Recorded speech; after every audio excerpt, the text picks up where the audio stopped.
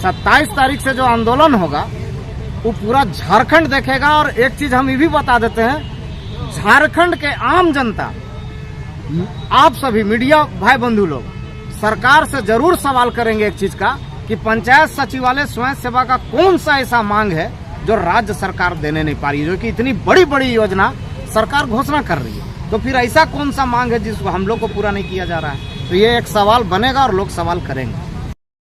इसी उम्मीद पे हम लोग आ रहे हैं कि सरकार हम लोग का मांग को पूरा करे।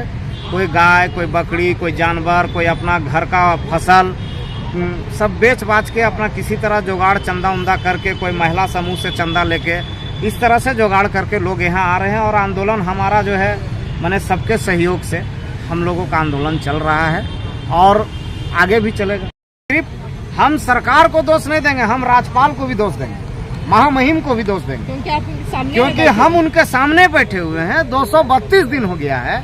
हमने कई बार राज्यपाल को आवेदन दिया है कि हम लोगों से मिला जाए, हम लोगों का दर्द समझा जाए, राज्य सरकार को आदेश दिया जाए कि आखिर इन लोगों का डिमांड क्या है जो राज्य सरकार पूरा नहीं करना चाहती है। पर राज्यपाल महोदय भी जो है कभी मिलने के लिए नहीं बुलाए हैं। एकता जिंदाबाद, जिंदाबाद, जिंदाबाद। पंचायत सचिवालय स्वयं सेवक संघ जिंदाबाद, जिंदाबाद, जिंदाबाद। हमारी मांगे पूरी करो, पूरी करो, पूरी करो। हमारी मांगे पूरी करो, पूरी करो, पूरी करो। हमारी मांगे जायज है, जायज है, जायज है। हमारी मांगे जायज है, जायज है, जायज है। हम किसी भी मांगते, हम अपना अधिकार मांगते, नहीं किसी से भी मांगते। झारखंडी जोहार और नमस्कार। आप देख रहे हैं न्यूज 100 लाइव टीवी। अभी हम लोग हैं रांची के राजधानी में और ये जो जगह है धारणा स्थल, यहाँ पे आपको एक चीज़ हम कल दिखाए थे। यहाँ पे काफ़ी ज़्यादा भीड़ था और यहाँ पे विभिन्न मांगों को लोग लेकर यहाँ पे गाड़ियाँ भर भर के लोग आते हैं और उनकी हर तरह से मांग होते हैं। कहीं पे देखा जा रहा है कि जो छात्र हैं वो भी धारणा स्थल पे हैं अपनी नौकरी को लेके, और जिनकी नौकरी लग चुकी है वो भी इस धारणा स्थल में है, और कहीं वो लोगों कहीं अस्थायी करने की बात कर रहे हैं, तो लोग अपनी वेतन को बढ़ाने की बात कर रहे हैं। पीएसएस के अध्यक्ष हुए और उसे ही हम जानते हैं कि 230 दिन तो ये धारणा पे बैठे हुए रहे अपनी मांगों को लेके। फिर आगे हम लोग जानते हैं उसी से कि और कितने दिन उनको बैठने की जरूरत है। जब तक सरकार हमको लगता है बैठाएंगे तब तक बैठेंगे, क्योंकि ये तो सरकार का ही नीति है। आज हम लोग बैठे हुए तो कोई शौक से तो बैठे हुए नहीं है। आज अगर हम लोगों का मांग सरकार पूरा कर दे तो हम लोग भी अपना जो है पंचायत में सरकार की योजनाओं पे काम करें, ताकि सही समय पर जो है सभी योजना का लाभ अंतिम व्यक्ति तक को मिल सके। तो ये तो सरकार के हाथ में है कि कितना जल्दी हम लोग को यहाँ से मांग पूरा करके हम लोग को भेजे पंचायत में काम करने। अभी तो आप देख रहे हैं कि हम लोग 232 दिन हो गया है आज, और इस 232 दिन के दरमियान में हम लोग कई पदाधिकारी से, कई सत्ता पक्ष के विधायक से, मंत्री से सभी से हम लोग मिले हैं। तो हम लोग तो ऐसे पायदान पे आए हुए हैं ना कि बिना लिए जा भी नहीं सकते। तो अब देखना ये है कि सरकार में मुख्यमंत्री जी हेमंत सोरेन के बाद चंपई सोरेन जी आए हैं, और सरकार तो वही है, सब चीज़ वही है। आप देख भी रहे हैं कि सब चीज़ वही है, सिर्फ चेहरा बदला मुख्यमंत्री का। पर हाँ, इतना माने एक विश्वास है, एक उम्मीद है, बहुत लोग का कहना है, और व्यक्तिगत तौर पर जो है चंपई दा के बारे जानकारी प्राप्त हुई है आप लोगों को कि ये सुनते सबका हैं, समस्या का समाधान भी करते हैं। तो इसी उम्मीद पर हम लोग का जो है विश्वास बढ़ा हुआ है कि जो काम हेमंत सोरेन जी के कार्यकाल में नहीं हो पाया स्वयं सेवकों का, वो जो है चंपई दा के समय में होगा। और हमारा संचिका भी लगभग कंप्लीट है, सिर्फ कैबिनेट में उसको जाना है। अब चूँकि हमारे प्रधान सचिव चौबे सर को भी हम लोग मिले थे और उनके द्वारा भी जो है बोला गया था कि हम आप लोगों का मांग पर जल्द से जल्द जो है इस पर कार्रवाई हम करेंगे, ठीक है ना, आप लोग का मांग पूरा होगा। तो अब तो देखना है कि अगला कैबिनेट में हम लोग का होता है कि नहीं होता है। ऐसे तो हम लोगों का जो कार्यक्रम है, हम लोग का जैसे 27 फरवरी से जो है विधानसभा घेराव करना है 2 मार्च तक, तो हम लोग अपना निरंतर जो है कार्यक्रम के माध्यम से सरकार तक पहुंचने का प्रयास कर रहे हैं और अपनी मांगों को पूरा कराना चाह रहे हैं। बीच में आतंकदार का भी बात आ रहा था, तो क्या इस बार भी आप लोगों का प्रोग्राम है?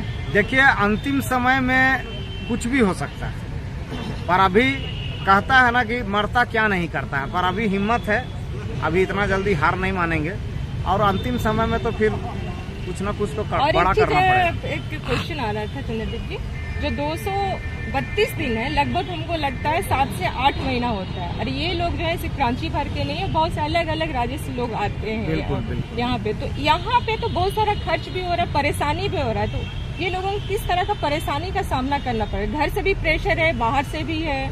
देखिए, बहुत सारी लोग तो यहाँ जो आ रहे हैं, माने बहुत सारे जो भाई बहन हमारे आ रहे हैं आंदोलन में, तो आर्थिक परेशानी को झेलते हुए आ रहे हैं, क्योंकि काम भी सब ब्रेक है और किसी प्रकार का सरकार के द्वारा जो हम लोग का बकाया जो एक एक स्वयंसेवक का जो है प्रोत्साहन राशि 2 लाख, 2.5 लाख, 3 लाख, 3.5 लाख इस तरह का बाकी है, वो प्रोत्साहन राशि भी सरकार दी नहीं। पर ये लोग सभी लोग माने जितने लोग हैं, इसी उम्मीद पे हम लोग आ रहे हैं कि सरकार हम लोग का मांग को पूरा करे। कोई गाय, कोई बकरी, कोई जानवर, कोई अपना घर का फसल सब बेच बाच के अपना किसी तरह जुगाड़ चंदा उंदा करके, कोई महिला समूह से चंदा लेके, इस तरह से जुगाड़ करके लोग यहाँ आ रहे हैं। और आंदोलन हमारा जो है माने सबके सहयोग से हम लोगों का आंदोलन चल रहा है और आगे भी चलेगा। बीच में आपसे बातें हुई थी तो आपने कहा था कि माननीय जो मुख्यमंत्री है चंपा सोरेन, उनको आपने ज्ञापन सौंपा था बोल, तो क्या उस पर क्या पहल हुई है अभी तक? देखिए, अभी तक तो कोई सूचना प्राप्त नहीं हुआ है, पर आज फिर एक बार हम जाएंगे। कल तो हम गए थे, पर चूंकि मुख्यमंत्री जी कहीं से आए थे बाहर से, तो कल नहीं मुलाकात हो पाया। अभी आने वक्त में भी हम मुख्यमंत्री जी के यहाँ घुसे थे, पर वहाँ भी जो है पता चला कि मीटिंग रहा है, तो टाइम लगेगा। तो हम लोग का लगातार प्रयास है। जैसे कल देखिए, कल हम विनोद पांडे जी जो झारखंड मुक्ति मोर्चा के केंद्रीय महासचिव हैं, उनसे अपनी बातों को, अपने दर्द, अपने पीड़ा को बताया है और विभाग के द्वारा क्या किया गया है, विभाग किस तरह से हमारी फाइल को बनाई है, उन सभी चीज़ पर उनको हम अवगत कराए हैं और उनसे निवेदन किए हैं कि जब मेरा सब कुछ हो ही गया है तो घोषणा करवा दिया जाए। और उसके बाद फिर जो है हम विभागीय निदेशक से जाके मिले, उनको भी बताए। तो कहीं ना कहीं सरकार अस्थिर नहीं, भागम भाग का स्थिति है अभी भी। माने मुख्यमंत्री तो शपथ ले लिए हैं, उसके बाद भी आप देख रहे होंगे कि सत्ता पक्ष के कई विधायक जो नाराज चल रहे हैं। तो एक चीज तो हम बोलेंगे, हम लोग को जो एक चीज समझ में आया है अभी तक, किसी भी राज्य में गठबंधन का सरकार होना मेरे नजर में बहुत बेकार है। क्योंकि आज 232 दिन अगर हुआ है ना, तो ये गठबंधन का सरकार का नतीजा है।